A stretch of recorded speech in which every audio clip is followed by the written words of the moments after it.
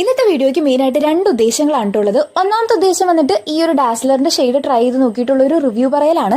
പിന്നെ രണ്ടാമത്തെ ഉദ്ദേശം വന്നിട്ട് എനിക്ക് ഡാസ്ലർ വീഡിയോസ് മാത്രമുള്ളൂ, വേറെ കണ്ടന്റ് ഒന്നും ഇല്ലെങ്കിൽ നിർത്തിപ്പൊക്കൂടെ എന്ന് ചോദിക്കുന്നവർക്ക് വേണ്ടിയിട്ടുള്ള ഒരു റിപ്ലൈ വീഡിയോ കൂടെയാണ് കേട്ടോ.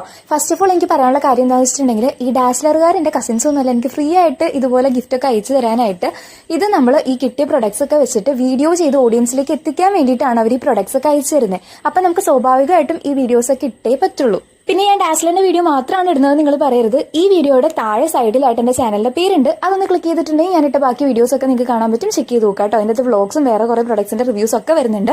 പിന്നെ വീഡിയോയ്ക്ക് റീച്ച് കിട്ടാൻ വേണ്ടിയാണോ ഡാസ്ലർ തന്നെ ഇട്ടുകൊണ്ടിരിക്കുന്നതെന്ന് ഒന്ന് രണ്ട് പേര് ചോദിച്ചിട്ടുണ്ടായിരുന്നു. യൂട്യൂബിലുള്ള എല്ലാവരും വീഡിയോസ് ഇടുന്നത് വീഡിയോയ്ക്ക് റീച്ച് കിട്ടാൻ തന്നെയാണ്. പിന്നെ വീഡിയോയ്ക്ക് റീച്ച് കിട്ടാന്ന് വെച്ചിട്ടുണ്ടെങ്കിൽ ആ വീഡിയോയ്ക്ക് എൻഗേജ്മെന്റ് കൂടുന്നു, അത്രയും ആളുകൾ ഇൻട്രസ്റ്റോടെ ആ വീഡിയോ കാണുന്നു എന്നാണ് അർത്ഥം.